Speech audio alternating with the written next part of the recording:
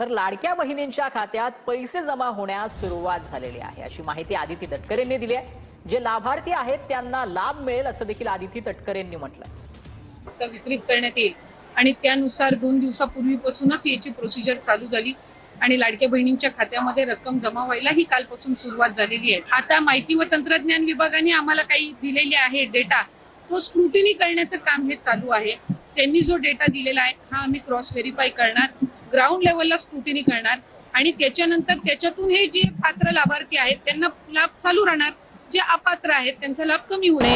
आम्ही जवळपास 2.25 कोटी ते 2.5 कोटी महिलांना या योजनेअंतर्गत आम्ही लाभ देत आहोत आणि त्यानुसार 2 दिवसापूर्वीपासूनच याची प्रोसिजर चालू झाली आणि लाडक्या बहिणींच्या खात्यामध्ये रक्कम जमा व्हायला ही कालपासून सुरुवात झालेली आहे। त्याच्यामुळे ही योजना अशाच पद्धतीनं राज्याचे मुख्यमंत्री देवेंद्र फडणवीस साहेब, उपमुख्यमंत्री एकनाथजी शिंदे साहेब आणि उपमुख्यमंत्री अजितदादा यांच्या नेतृत्वाखाली आम्ही चालू ठेवणार आहोत। जो काही डेटा म्हणजे प्रत्येक योजना ही स्क्रुटिनीमधून जातच असते, ती लाडकी बहीण योजना असो, संजय गांधी निराधार योजना असो, नमो शेतकरी असो, आणखीन कुठली योजना असो, ही प्रत्येक योजना ही साधारणपणे दरवर्षी ही त्यांची एक साधारणपणे प्रक्रियाच आहे की त्या स्क्रुटिनीमधनं ती जात असते।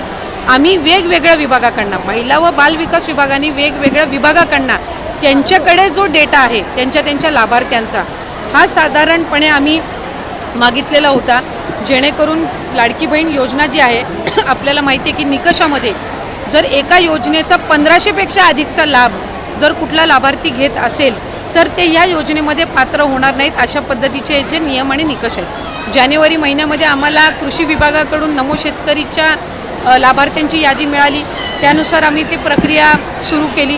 आता माहिती व तंत्रज्ञान विभागाने आम्हाला काही दिलेले आहे डेटा, तो स्क्रुटिनी करण्याचं काम हे चालू आहे।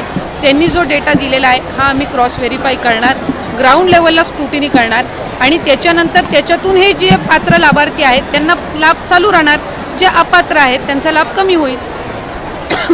जी, या योजनेच्या रकमेमध्ये काही वाढ होणार आहे का? नाही, 2100च्या संदर्भातला योग्य तो निर्णय हे शासन, मुख्यमंत्री फडणवीस साहेब, उपमुख्यमंत्री, मंत्रिमंडळ हे त्यानिमित्ताने घेईल।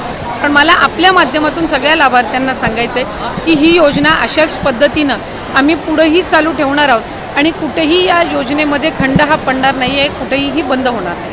लाडक्या बहिणींच्या खात्यामध्ये हप्ता वितरणाला आता सुरुवात झालेली आहे आणि बहुतेक लाडक्या बहिणींच्या खात्यावरती ही रक्कम जमा सुद्धा झालेली असेल। आदिती तटकरे यांनी या व्हिडिओच्या माध्यमातून बरीचशी माहिती सांगितलेली आहे। काही महिलांची स्क्रुटिनी करण्यात आली, ज्या महिला यामध्ये पात्र ठरल्या होत्या प्रत्येक लाडक्या बहिणींच्या खात्यावरती जी 1500 रुपयाची रक्कम आहे ती जमा करण्यात सुरुवात झालेली आहे आणि याची जी तारीख आहे ती सुद्धा आधीसुद्धा यांनी सांगितलेली होती आणि फायनली आता ते खात्यावरती जमा झालेले आहे। ज्यांचे जमा झालेले नाही आहे त्यांनी कुठलेही टेन्शन घेण्याची गरज नाही, त्यांना सुद्धा हा हप्ता मिळणारच आहे।